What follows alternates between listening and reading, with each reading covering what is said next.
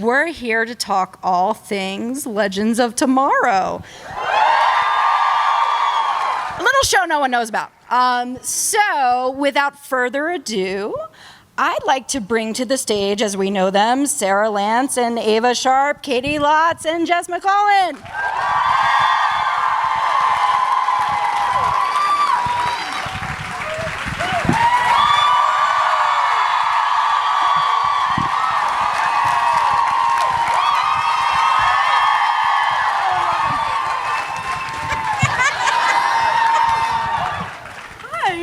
Hi, welcome. I love that you have Bebo. That was really R-rated, and Bebo was like, he was trying to close his eyes and they're too big. Hold Bebo tonight. God, that was awesome. I'm on Instagram Live right now. Say hi, everyone. Say hi to the rest of the world. So welcome to Clexacon. Welcome back, Katie. So far, so good. Like, what's your first impressions of this? A feng shui thing going on. Oh, go for it. There we go. You know when you sit at the bar with people and they're like this the whole time? So there we go. So now we can all see each other. I'm all about sitting however you guys feel comfortable. Okay. So first impressions, like how does this differ from other, I mean, you guys do tons of Comic-Cons. How does this differ, this kind of Comic-Con? Well, that's you, because you do tons and you've been here before. I mean, I can say that I've never been here. And I'm like, I walked out just for the first signing, and I saw people that I've seen in the few Comic-Cons that I've done, and because just the representation and the such specific amazing strength of everyone that's out there, I just started shaking and like almost cried with the people that were out there, because I had new faces and faces of people that I'd already seen like in London and then San Jose, people like so far away. So it's amazing to see people that are friends that I feel like I've made. I feel like I belong here.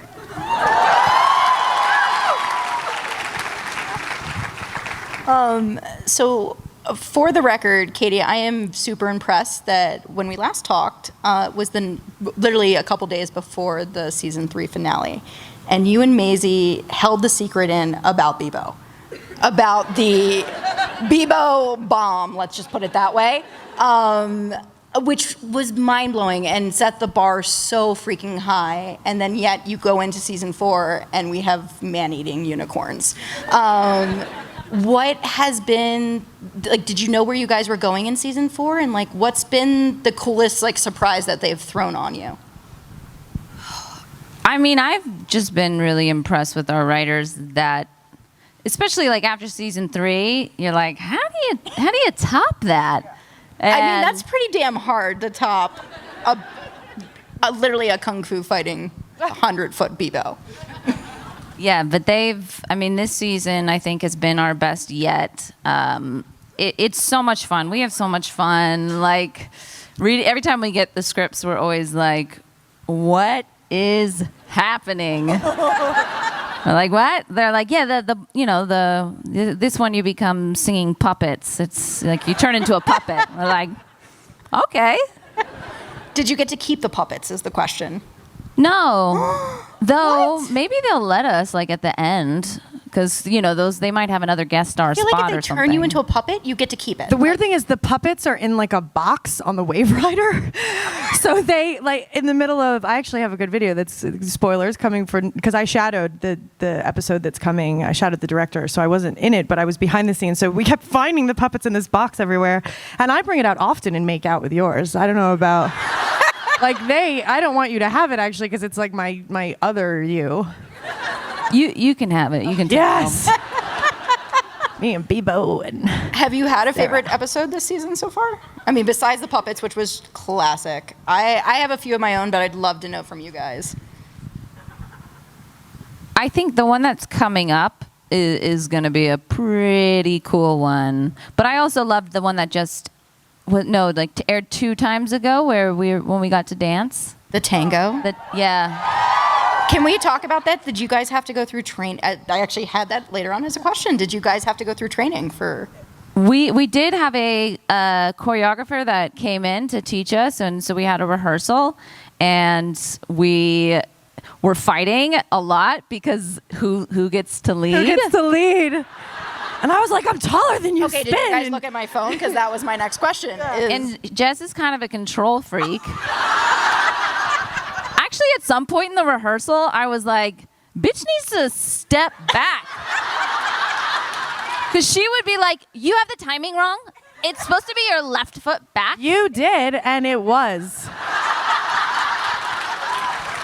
Miss Dancer. But I'm also having to, like, I had the dialogue that I had, like, it was like, we believe that Monet is intercepted by the agents and they're back into the field. Like, and trying to, like, move my feet. What was that line? It was, I believe that something's infiltrated the bureau and Mona's at stake, or something like that. That was on the Rendezvous. Yeah. Mona says something.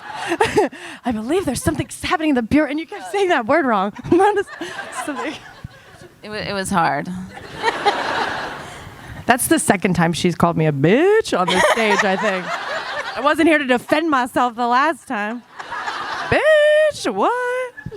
I love you so much. So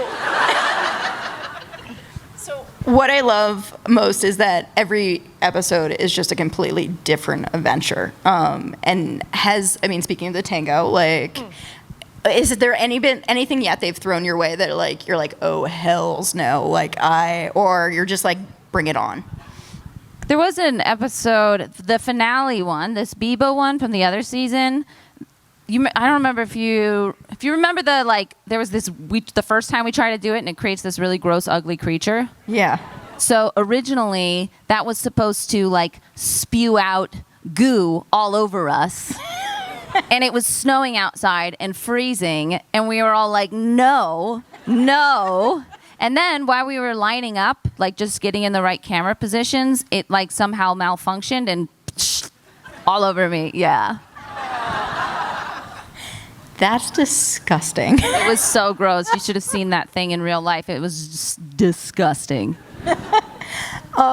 So I would love to talk a little bit about just the two of you and Jess coming on to the show, and how did that go? How was auditions? I'm assuming you guys did a chem test, and how was it coming on a show that was already established? I just realized maybe I confused the stage, and this isn't where you talked about our chem test. Because there was one point where, okay, yes. I'm so competitive, I beat the moderator. Jess, next question. They already know. What was it like coming on to a show? Well, she talked about it, but yeah, you. Oh, for me? Yes. Ha! I mean, it's funny because she is such a professional at all of this stuff. This whole Arrowverse world in general is so wonderful and amazing to be a part of, but very overwhelming when you don't, come from a show that has a universe, something DC, Marvel, all of it that has so much, is trying to push the envelope on representation, and then the fandom is just amazing, and overnight you just feel like you have this family that you're supposed to take care of, and you're want to interact with, and you're so inspired and moved by so many stories. Like the last show I was on, like, maybe I got a housewife that was 35 that was like, my husband doesn't want to talk to me, and that was the one Twitter friend I had, and I was like, sorry, not sorry, like, first world problems, get over yourself, this, like, real stuff. It was such. I think for me, coming onto the show and coming into the fandom of it all is amazing. I mean, I get goosebumps. I read letters, and I don't still feel, I don't know, worthy to read some stories and interact with some people that are dealing with, like, very, very intense things. So I think just grateful to represent this character. When I got Ava, I wanted it so bad. I'd auditioned for a bunch of other Arrowverse shows, and I really wanted Ava. And after our chem read, I really wanted Ava. Watch what I do to this woman.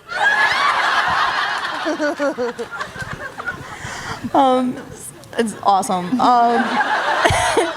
So season 4, what I love is that it's farcical, it's crazy. Every episode is a new Goonie style adventure, but your relationship is really grounded in reality. And I love, for both your perspective, is what is it like going from, like, those crazy moments to, we're portraying, like, an actual couple dealing with real issues in this magical world? It doesn't really feel like there's ever a separation, like you step into one and out of one. It just feels like we're in it the whole time. I think it's just once you're in it and this is what's happening, you know, and it's like you're in a Bollywood musical and it's just like, yeah, okay, yeah, we are. So I don't ever feel like it's hard to slip in and out of one. I think we just live in this space of higher reality. And we love it when we get to have the drama stuff in there and some of the more character moments. Because I think, like, you know, without that, like, all the other stuff doesn't matter. Like, no one cares about the characters unless you have that emotional connection to them through their struggles. Like, I feel like that's the pause when we get those scenes that's the easy stuff to slip into, if you keep using that word, but it's, but if it was the weird, you're in a Bollywood musical and you're fighting a blue teddy bear flying around, you're like, that, what? But then you get a really well written scene. Again, the writers are really great. I think we all think that with AvaLance and yes. One of them is here. One of them is here. Yeah, where is she? Woo! You guys can all harass Daphne later. What's your favorite drink? Sam? Speaking of drinks. Yeah, where is the drinks? Like, yeah. But I think what I'm saying is just that those scenes are the ones that I think I get to, and I'm like, oh, that day will be good. It'll be what we kind of do this for, you know, finding the truth. It's way harder to find the truth in this other stuff.